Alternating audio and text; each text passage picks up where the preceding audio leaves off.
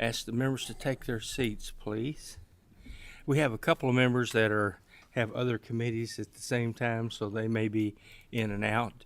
Ask the clerk to call the roll, please. Representative Bauman, Representative Blanton, Here. Representative Bowling, Present. Representative Bridges, Representative Burke, Here. Representative Chester Burton, Representative Dossett, Present. Representative Dotson, Representative Flannery, Representative Fugate, Representative Gentry, Representative Grossberg, Representative Johnson, Here. Representative McCool, Here. Representative Miles, Representative Smith, Representative Williams, Representative Wesley, Representative White, and Chair Gooch. Here. Representative Ballman just came in. Yes, we got you. Okay, thank you. Appreciate everybody being here today. We have one bill that we're going to take up, and it's Representative Dixon's bill, House Bills 478. Flannery's coming in. Thank you, Mr. Chairman. Morning. Introduce yourself for the record, please, and the floor is yours. Absolutely. Jonathan Dixon, Henderson, District 11. Motion on the bill. Okay, we have a motion and a second on the bill. Well, I will say thank you for everyone waking up and allowing me to be here this morning. Do you want to, okay, do we have any questions about the bill? Gentry. Yes, Representative Gentry. Thank you, Mr. Chair. I just wanted to ask the sponsor if he could give an overview of Certainly. what's going on here. Yeah. Yep, absolutely. All this bill does is just on 1 acre CDC land or C on construction waste landfills, allows them to go from 1 acre to 2. They have to request it with the cabinet, and it has to be approved by the cabinet. Doesn't change anything else. That's post additional bond too, is that correct? Correct. Yes, okay. Any other questions, Representative Gentry? Yes, we'd love to. Sure. Gentlemen, is this mainly for building construction materials? It is only for building construction materials. It doesn't change any of the inspection process or anything that is already currently being done, other than going from the ability to apply from 1 acre to 2. Any other questions, Representative? Yes, please. I'll be brief. Okay. Don't know if any others have questions, but gentlemen, do you have any idea what kind of contaminants could be potentially in groundwater that come from construction materials? Are you aware of any of that? You know, there are some, but in this instance, on most of these landfills, this is, you know, wood, metal, roofing, things like that are generally recycled. Most of the 1 acre landfills that are in operation do have a recycling component to them, but outside of that, no.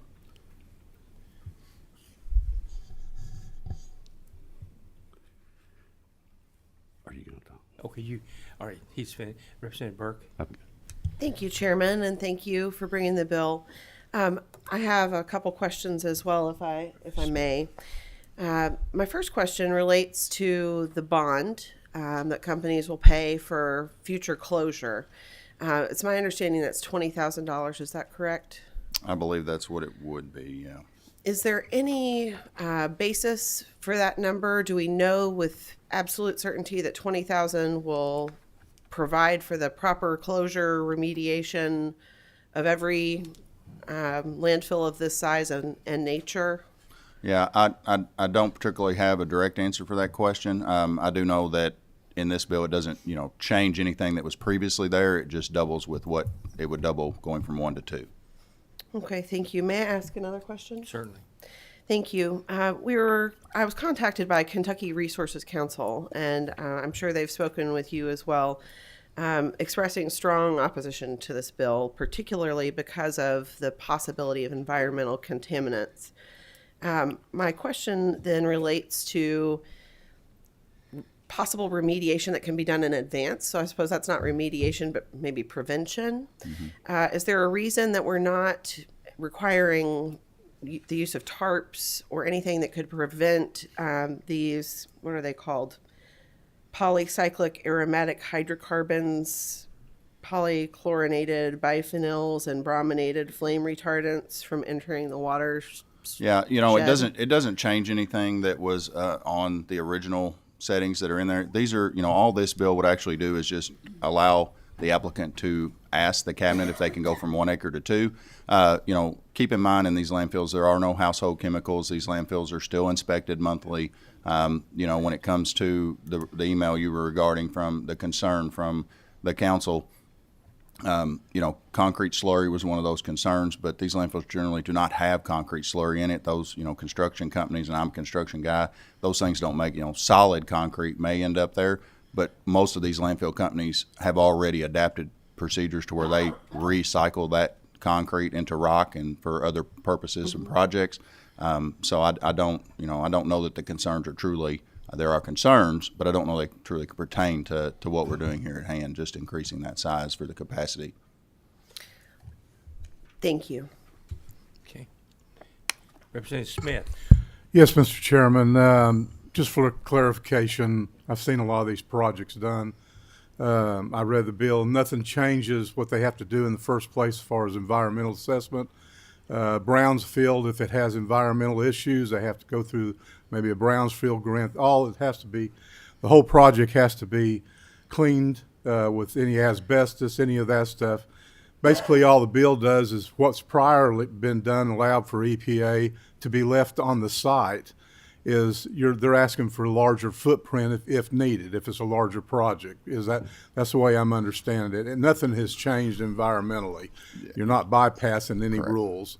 It all stays intact, and the project, which is a better way of doing this rather than trying to remove the existing debris if it's environmentally safe, which this changes none of that. This just changes the footprint. Correct. Does not change the process, does not change anything that's in place now. All right. Thank you, Mr. Chairman. Okay. Representative Johnson. Thank you, Mr. Chairman. Am I correct in remembering that we've actually heard and passed this same bill previously? That is correct. This bill has been before this committee before in 21. It passed unanimously out of this committee and then went to the floor and passed on the House floor. Are there any changes from that previous bill? There is not. Thank you. Representative Blanton. Thank you, Mr. Chairman. Just again, for clarification for those that are concerned and watching, this requires permitting by the cabinet, does it not? It does.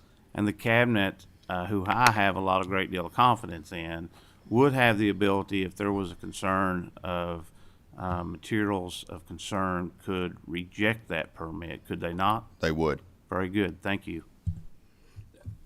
Let me say that you know, I've have dealt with the landfill concerns for many years here, and you know, even more than 10 years ago, the cost of developing a you know, a large landfill that's lined or whatever at that time was well over $1 million an acre, and we don't have enough landfill space, I think, to meet many of our needs on that level.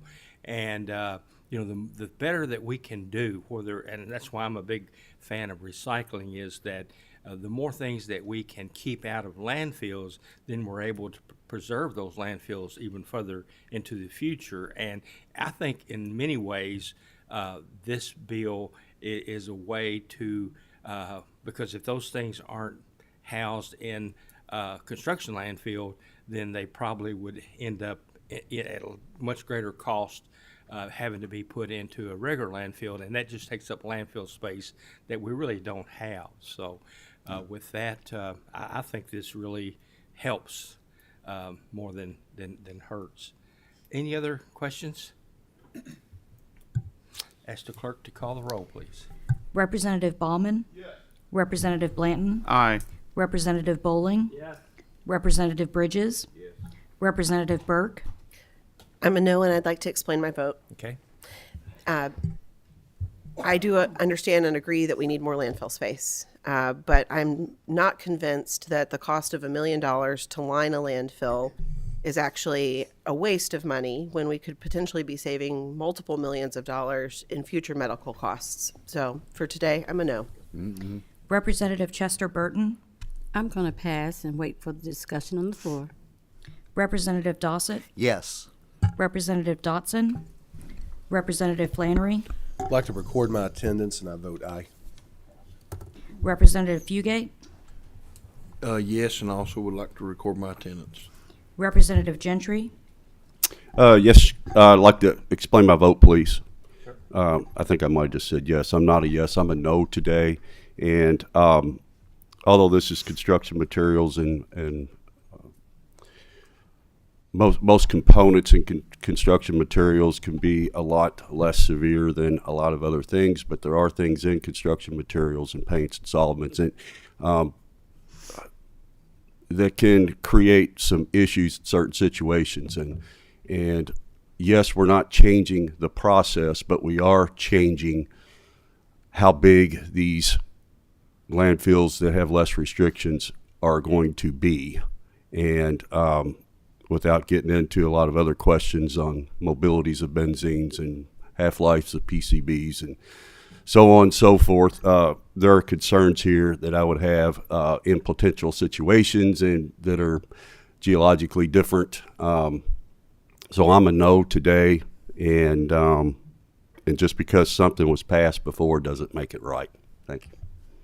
Representative Grossberg, Representative Johnson, Yes. Representative McCool, Yes. Representative Miles, Yes. Representative Smith, Representative Wesley, Representative White, Representative Williams, and Chair Gooch. Yes.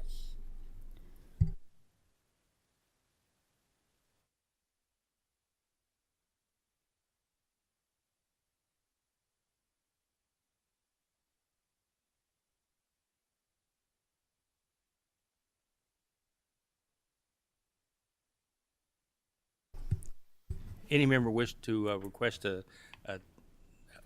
attendance to be recorded, or they'd like to record a vote?